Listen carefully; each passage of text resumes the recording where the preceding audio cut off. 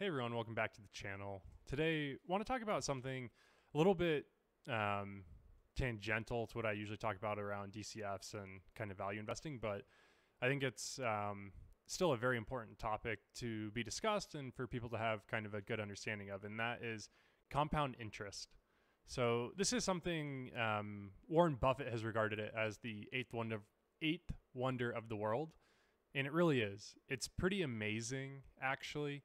How the difference of like 5 to 10 years can really impact your entire portfolio and the balance of it. I think actually putting the numbers on paper and kind of showing the drastic changes you see from either holding for 40 years or 50 years, which I know both of those sound like very large time frames and very kind of abstract when I think you talk about it. But if you put it into kind of a more context, right, you start working out of undergrad 22, 23, and people are going to retire between the ages of probably 55 and 65. And that 10-year period, kind of the last half of your career, can make a huge difference in your overall portfolio balance when you go to retire.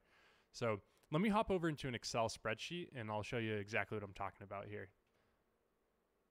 So what we have here is I pulled together it's a pretty high level and pretty basic spreadsheet.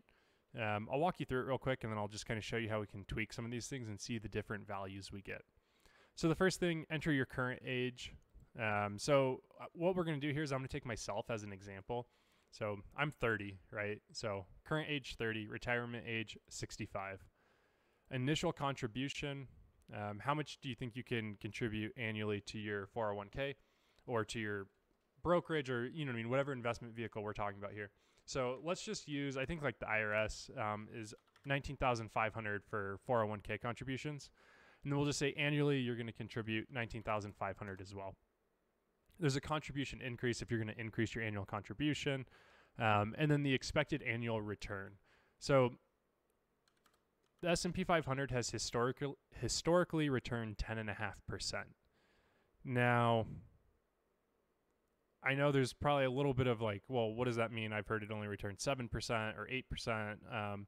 So it's about 10.5% historically, but that is not adjusted for inflation. So if we wanted to adjust for inflation, you'd actually put 7% in here, and that's going to get you closer to kind of that inflation adjusted metric. And what we're looking at here, when you type this in, it'll kind of spit out some numbers here. So we'll see over the course of these kind of 35 years, so 65 minus 30, we would contribute $682,000 into our brokerage account, our 401k, our retirement account. And based off a 7% annual return, at the time of retirement, we'd have $2.8 million or $2.9 million in today's dollars. So in today's terms, right? Now, if you didn't adjust for inflation and you put the 10.5% here, you'd see you'd have $6.5 million at that point in time, but it would have the same purchasing power as today that about $3 million would have. Now, I think either way, 3 million or 6.5, that's a pretty good retirement nest egg from the time you're 65 until, you have to kick the can. Right. So I think that's still a pretty good amount. But let's say you're, really on top of it. You're 22 years old. You graduated with an engineering degree, a computer science degree. You got a great job, and right out of undergrad at, we'll call it 22 years old, you're able to just go ahead and, max your 401k from that day on forever. So instead of $6.5 million, you'd retire with $14.8 million.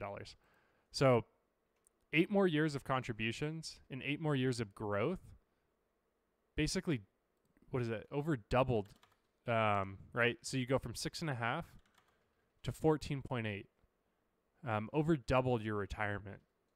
And that's just from 8 years. So, in this situation, right, you could retire at 55 and be almost just as well off as if you worked from 30 to 65. But it really starts to show that power of compound interest of just the 8 more years gets you so much more kind of retirement or in retirement. Another interesting thing, we can just kind of look here. So our initial contribution, right, $19,500 in year one. And you can see how just growing 10.5% every year, where it kind of ends up at. And the general rule of thumb is it takes about, I think it's 7.2, 7.3 years for your investment to double. So this initial $19,000 contribution, right, is worth almost double come year 7, year 8.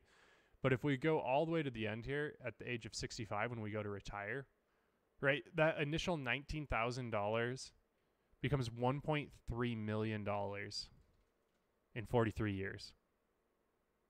And you can kind of see here, right, if say you retire 10 years earlier, so you only give it 33 years, right, it's only 476. So really in that last 10 years there, it tripled.